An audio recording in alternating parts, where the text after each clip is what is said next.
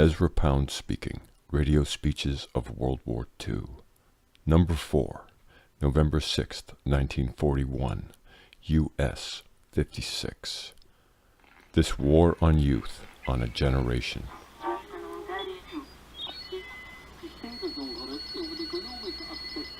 A consignment of the unpopular American magazines has reached me. I don't mean doctrinal magazines, but magazines in which a serious article occasionally appears. Thus I have learned that Professor T.A. Richards, one of England's few respectable highbrows in America, is lecturing. Yes, naturally, lecturing. And apparently the normal effort to keep things going goes on. Wallace Stevens, J.G. Fletcher, old Doc Williams, and Comrade Cummings, knowing a bit more about writing than the younger men who haven't quite made up their minds whether they want to do a real job of work and learn how. And a man with a Scotch front name married a gal who would appear from the nomenclature to be Scotch, Welsh, and British. And Ted Spencer has got his Dancing Man into print where it ought to be, and the objections to it are silly, as one would expect them to be. And maybe the young are coming on, as Mr. Calder Joseph and Langston Hughes has a book in press, probably out by now, which is alias a good thing. And Dr. Goggerty and Gogarly, better known to the outer world as Buck Mulligan, has got to New Jersey and keeps writing poems and is accused of being engaged on a novel. He has written a rather fine ode for the revival of the Lealtine Games, Irish Olympics. I don't quite know why it is only published now, as the Lealtine Olympics were restored nearly 20 years ago. Well, that's a human touch, and a relief from the noise of the American papers. We need more communication between the 5 continents. And some of the younger professors appear not to have been wholly hoodwinked by propaganda, got tired of Georgian poets and so forth. And that brings me to the question of age. Can you or can you not see that this war is a war against youth? That there is in England a whole generation or 2 generations ready to vomit at the mention of Churchill, Beaverbrook, Garvin, and Baldwin, and these senilities want vengeance for the lack of respect? Back in the other war, W.B. Yeats said of the old politicians, "War, of course they want war. They want all the young gals for themselves." And in one way or another, lust for power, lust, jealousy of the next generation, pretended anxiety for the world as it will be in the time of their grandchildren, hurry for fear they won't be able to kill off the present younger generation before the ideas of my generation go into effect. It is not necessary to have the earth ruled by senile bleeders and swindlers. The youth of Europe has discovered that cardinal fact. Hence the senile outcry, Europa delenda, Europa. Europe, according to the Financial News of London, must be wiped out, or certain monopolies will disappear. Men will be able to eat the grain of their own fields, unless Europe is blown to flinders. Have you read the details of British blackmail on Chile? On the men in Chile who want to trade with the outer world, details of Rosenstein's freedom of the seas. Navicert, that was what they tried on Italy, and Italy came in on the German side. If Chile don't, that merely means that every man in Chile who is blackmailed into signing those papers will store up a silent hate against everything English and against any nation that participates in such a policy.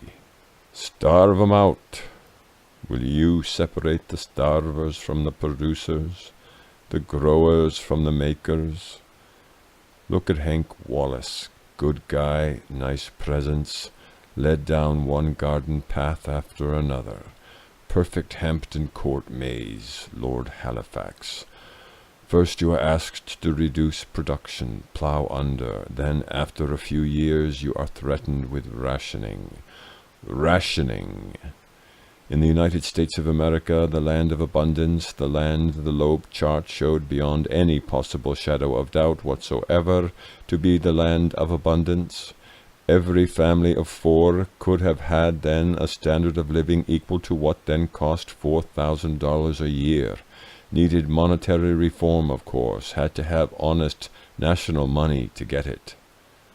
The United States of America needed internal reform, not a war in Africa or in Asia, not a war for the mine owners against the farmers of Rhodesia, not a war for the opium of Shanghai and Singapore. From internal reform could have come collaboration with the other 4 continents, and freedom of the seas, the kind that will permit Chile and the Argentine to trade with France, Spain, and Sweden, and Switzerland, and will let all Hoover tote food into Belgium. Will you look at the age of the chief war pimps? Roosevelt now says he saw war coming in 1937. In 1937 there was no necessity of war. Roosevelt did all he could to make it inevitable. There is no record of any single act of Roosevelt aimed sincerely at staving off war.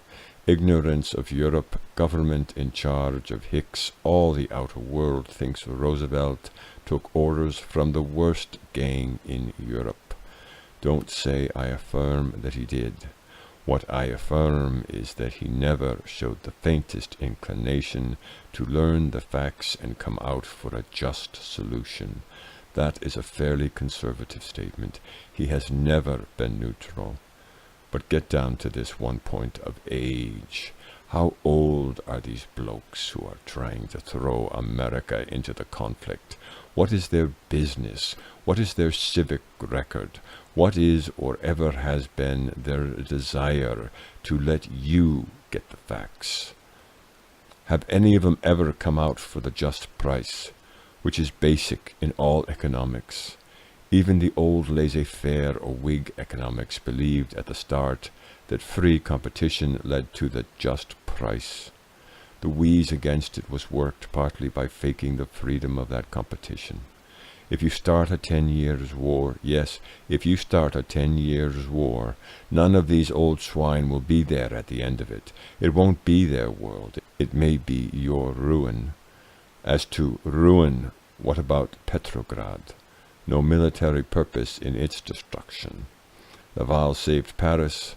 Churchill would have had lay Paris flat to gain 3 days' time that would have had no effect whatsoever on the result of the German campaign in France. What causes that? Criminality? Imbecility? Or what Napoleon would have called lack of imagination, meaning incapacity to form a picture in the mind's eye of what the total destruction of Paris would mean. Those of you who want to see Paris again will owe it to Pierre Laval, whom the British tried to have murdered. Those of you who ever do see Paris either for the first time or again will not owe it to Mr. Churchill. Had that criminal ape got his way, there would have been absolutely no Paris there. Yes, we were once young or younger, and many of us fell for the Russian Red Revolution, because the Marxist diagnosis was pretty near right. The remedy did not work, and the revolution was betrayed. Another revolution, a youth, has not been betrayed. It is moving toward what the decent Reds wanted. A lot of them saw no further, wanted no more than the end of certain abuses. The fools got control. Now you are not communists. The United States of America and France and every other nation east of the Volga wants the homestead. The French peasant wants his own bit of land, without the dead hand over him, without mortgage. The working man does not want to govern. He wants good government. You Americans and the English want government to be good without any effort on your part whatsoever. You don't even look at what is done by your governments, take an awful heave to get any of your attention turned onto the vital facts of a government policy. Most men want certain things in their own lives, largely in or inside the sphere of their own trade or business. Very few analyze that want or carry their thought through into the realization of what they want with a practical system of government. Our system was okay for the open and unsettled continent, etc. The frontier. Individualism is a state of things where man who couldn't stand on his own feet in the forest and live on the plain and live possibly on horseback merely died off. First intellectual reaction to mere approach of industrialization, Thoreau tried to see how little he need bother about other humanity. Amateur move. Cohabitation with other men, polis, a city, politics, right way for people to live together in a city. Greek cities very small, Aristotle bothering about a system for 5,000 citizens, etc. 5 million, 130 million, bit more of a job, better regulations needed. Great swindle, money issue, the exchangeable measured titles to goods. As our Constitution got well out in front, was for more than a century, in fact for 130 years, far and away the best on earth. I had always thought we could get all the social justice we need by a few sane reforms of money, such as Adams and Lincoln would have thought honest and constitutional. The grafters would rather throw you into a 10 years war and kill off 5 or 10 million young men than even let the discussion of monetary reform flower on the front pages of the American papers. What causes that? Dirtiness causes it. Greed, lust, avarice, petty vindictiveness, and senile swank cause it. Europe, with systems of government less modern than ours, Germany and Italy, with the leftovers of earlier centuries, especially Germany, saw revolutions, worked out a new system suited to Europe. It is not our American affair. We could with honor advocate freedom of the seas for Europe as well as for a few Jew-controlled shipping firms. We could with honor advocate natural commerce. That is, a commerce wherein each nation would exchange what it has in superfluity or abundance, with what other nations can or will spare. We could stand for that sort of commerce instead of trying to throttle it. Why do we not? Why should all men under 40 be expected to die or be maimed in support of flagrant injustice, monopoly, and a dirty attempt to strangle and starve out 30 nations? For whom? It is not even for the people of England, to whom a 10 years' war means death by starvation.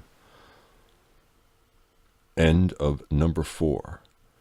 This War on Youth, on a Generation. Ezra Pound speaking, radio speeches of World War II.